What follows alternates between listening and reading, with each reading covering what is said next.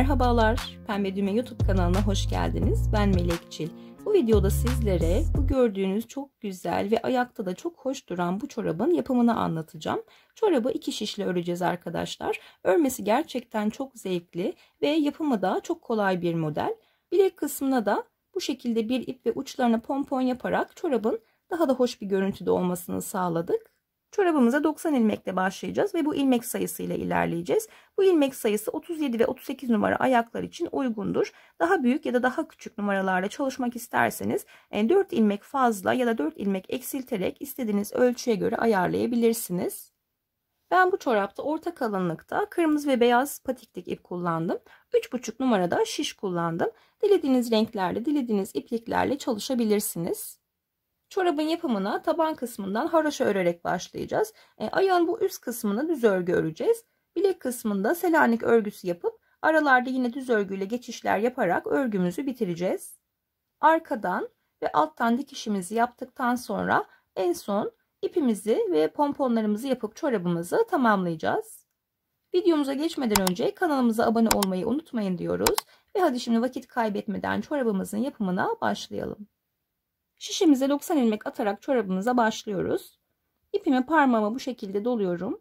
Şişimi aradan geçirip ipimi üzerine dolayarak ilmeğimi oluşturuyorum. Sizler alışkanlığınıza göre ilmeklerinizi nasıl rahat atıyorsanız o şekilde çıkarabilirsiniz. Şimdi 90 tane ilmeğimizi atalım. İlmeklerimi attım. Çorabımızın bu kısmına haroşa örgü yapacağız. Yani her iki tarafta da tüm ilmeklerimizi ters olarak öreceğiz. Bu ilk sıramız olduğu için ilk ilmeğimizi de örerek başlayacağız. Şişimi, ilmeğimi bu şekilde ön taraftan geçiriyorum. İpimi üzerine dolayarak ilmeğimi oluşturuyorum. Sıra sonuna kadar tüm ilmeklerimizi bu şekilde ters olarak örelim. Sıramı tamamladım. Örgümü çeviriyorum. Şimdi bundan sonraki tüm sıralarımızda buradaki ilk ilmeğimizi örmeden diğer şişimize alıyoruz. Ve yine tüm ilmeklerimizi ters örgü olarak örmeye devam edeceğiz. Bakın ilk sıramız oluşmaya başladı. Bu şekilde 12 sıra boyunca her sıramızı ters olarak örelim. Sonrasında tekrar devam edeceğiz. Sıralarımı tamamladım. Bir de birlikte sayalım. Bakın buradaki dişler sıraları belli ediyor. 2, 4, 6, 8, 10, 12. 12 sıramızı tamamladık.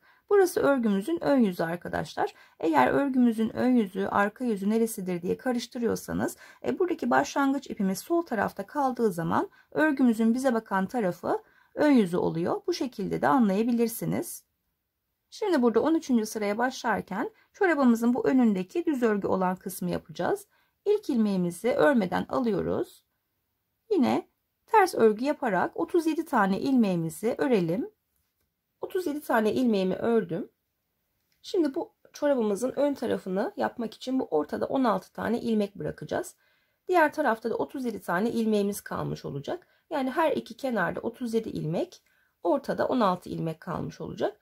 Bu ortadaki 16 ilmekle ilerleyip burun kısmımızı yapacağız. Aynı zamanda kenarlarda bıraktığımız ilmeklerden de bu 16 ilmeği örerken her sırada birer tane ilmek alarak aynı anda ilerleyeceğiz. Evet, şimdi buradaki 16 ilmeğimizi öreceğiz. Bu 16 ilmeğimizi bu kısımda düz örgü yapacağız. İpimi arka tarafa alıyorum. Şişimi ilmeğimin bu ön çaprazından geçirerek ilmeğimi düz örgü olarak örüyorum. Bu şekilde 16. ilmeğimize kadar tüm ilmeklerimizi düz olarak örelim. 16. ilmeğime kadar 15 ilmeğimi düz örgü yaparak ördüm. Bu 16. ilmeğimizi kenarlarda bıraktığımız ilmeklerden her sırada bir ilmek alarak 2 ilmeği aynı anda öreceğiz. Şimdi bu 16. ilmeğimi örgümün ön tarafındayken diğer şişimi alıyorum. Yönünü bu şekilde değiştirip şişimi arkadan geçirerek 2 ilmeği aynı anda düz örüyorum. Örgümüzün ön tarafındayken bu 16. ilmeğimizi her zaman bu şekilde öreceğiz ve yanda bir tane ilmek alarak ikisini aynı anda öreceğiz. Bu tarafta 36 tane ilmeğimiz kaldı. Örgümü çeviriyorum. Örgümüzün arka yüzünde bu 16 ilmeğimizi ters olarak öreceğiz. İlk ilmeğimi örmeden alıyorum. 16. ilmeğe kadar tüm ilmeklerimizi ters örüyoruz. 16. ilmeğe kadar 15 ilmeğimi ters olarak ördüm. Şimdi bu 16. ilmeğimizi yandaki ilmekle aynı anda alarak ikisini aynı anda ters örüyoruz. Bu tarafta da 36 tane ilmeğimiz kaldı. Şimdi örgümüzü tekrar çeviriyoruz. Örgümün ön yüzünde bu 16 ilmeğimi düz örgü olarak öreceğim. İpimi arka tarafa alıyorum. İlk ilmeğimi yine örmeden alıyorum ve 16. ilmeğe kadar tüm ilmeklerimizi düz örüyoruz. 16. ilmeğe geldim.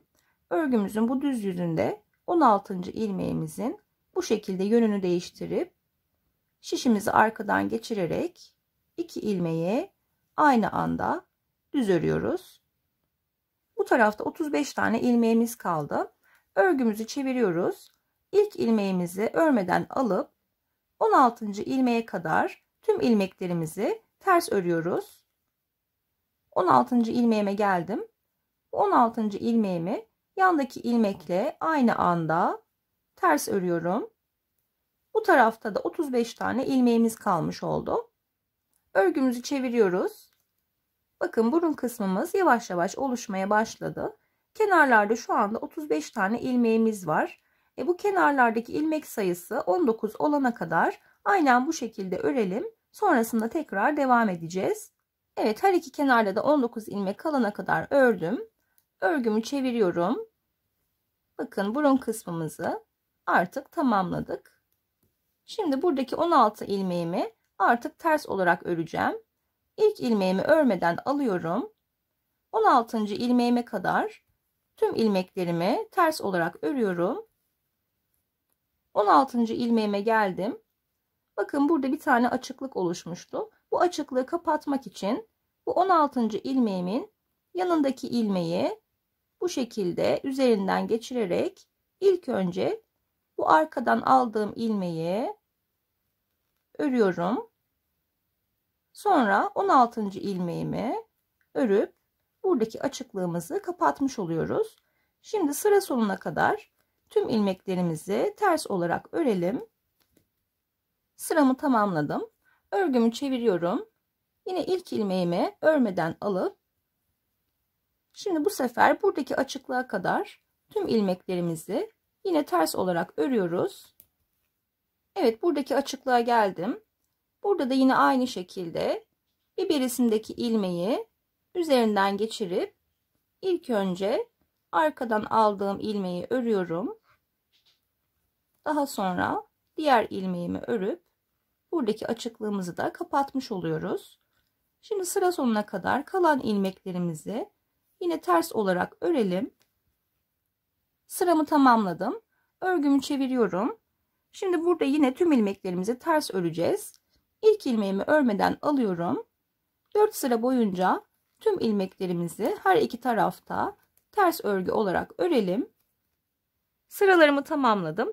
Her iki tarafta yine tüm ilmeklerimi ters olarak ördüm. Bakın bu şekilde 4 diş haroşa örgü elde etmiş olduk. Şimdi bu sırada bilek kısmındaki Selanik modelini kuracağız. Bu öreceğimiz Selanik modeline aynı zamanda yalancı Selanik de deniyor arkadaşlar.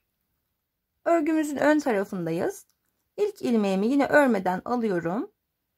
Yandaki ilmeği ters olarak örüyorum. İpimi arkaya alıp bir tane düz örüyorum. Bir tane ters örgü yapıp bir tane düz örgü yapıyorum.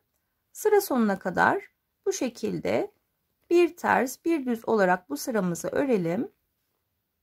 Sıramı bir düz bir ters örerek tamamladım. Örgümü çeviriyorum. Şimdi bu sırada Selanik modelini kuracağız. İlk ilmeğimi yine örmeden alıyorum. Yanındaki ilmeğim ters örülmüş. Bu ilmeğimi ters olarak örüyorum. Şimdi hemen yanındaki ilmeğimizi düz öreceğiz. İpimi arkaya alıyorum. Yalnız bu ilmeğin kendisini değil, bu şekilde dibinde bakın bir tane boşluk var. O boşluğa giriyorum ve ilmeğimi oradan çıkartıyorum. Yanındaki ilmeğimi ters olarak örüyorum. Hemen yanındaki ilmeğimi düz öreceğim. Ama kendisini değil, dibindeki boşluğa batarak ipimi oradan çıkarıyorum. Selanik modelimizi bu şekilde öreceğiz arkadaşlar. Bir tane ters, bir tane düz ilmeğimizi dibindeki boşluğa batarak öreceğiz. Şimdi sıra sonuna kadar bu şekilde devam edelim. Sıramı tamamladım. Örgümü çeviriyorum. Selanik örgüsünü her iki tarafta da aynı öreceğiz arkadaşlar. İlk ilmeğimi örmeden alıyorum. Sırada gelen ters ilmeğimi yine ters olarak örüyorum.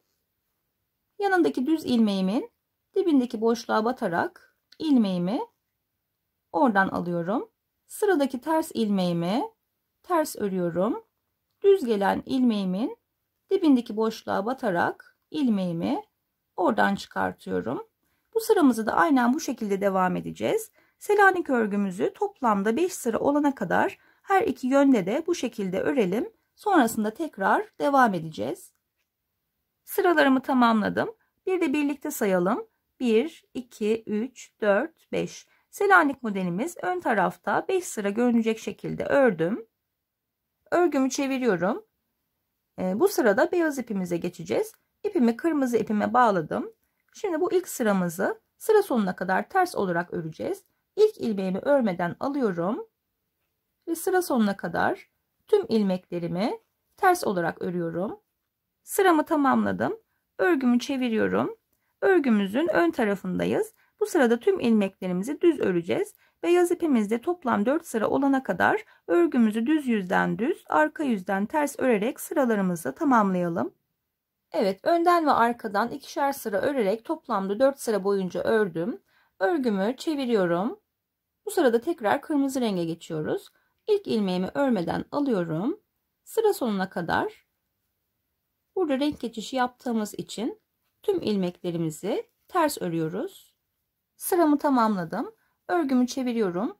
Şimdi burada tekrar Selanik örgüye başlamadan önce ördüğümüz gibi ilk ilmeğimizi örmeden alıp bu sıramızı bir ters, bir düz olarak sıra sonuna kadar örüyoruz.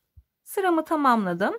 Örgümü çeviriyorum. Şimdi bu sırada tekrar Selanik örgüsünü kuracağız. 5 sıra boyunca yine Selanik örüp sonrasında tekrar beyaz ipimize geçeceğiz. Çorabımızın bilek kısmını bu şekilde 3 sıra Selanik, 2 sıra düz örgü yaparak örgümüzü bitireceğiz. Şimdi örgümüzü aynı şekilde tekrarlayalım. Sonrasında kesme işlemine geçeceğiz. Evet, bilek kısmını tamamladım. Selanik modelimi en son örgümün bu düz tarafından geçtim. Şimdi örgümüzü çevirip bu arka taraftan kesme işlemini yapıp örgümüzü bitireceğiz. Kesme işlemini ters örgü olarak yapacağız. 2 ilmeğimi aynı anda alıyorum ve ters olarak örüyorum.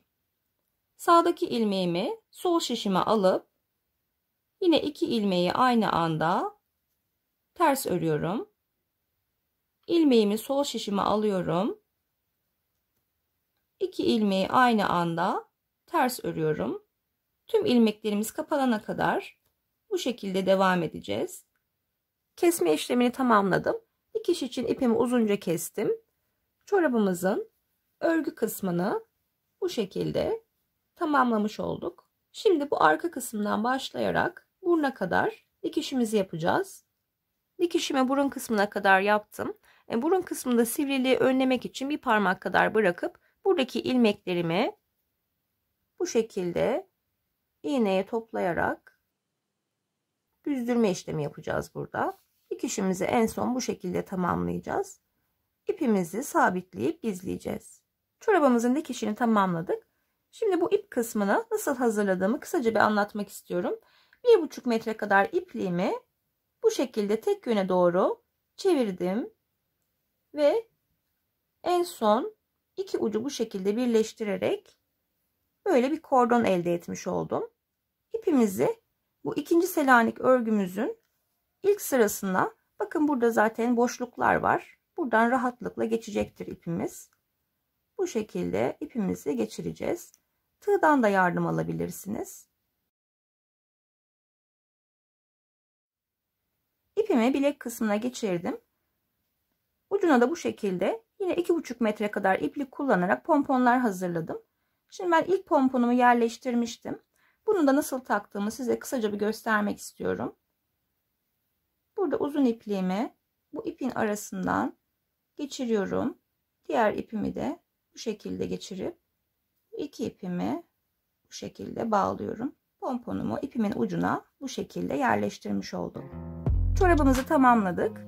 Çok güzel ve çok severek çalıştığım bir tarif oldu. Umarım sizler de benimle birlikte buraya kadar severek örmüşsünüzdür. Videomuzu beğendiyseniz beğenmeyi, yorum yapmayı ve kanalımıza abone olmayı unutmayın. Başka tariflerde görüşmek dileğiyle. Hoşça kalın.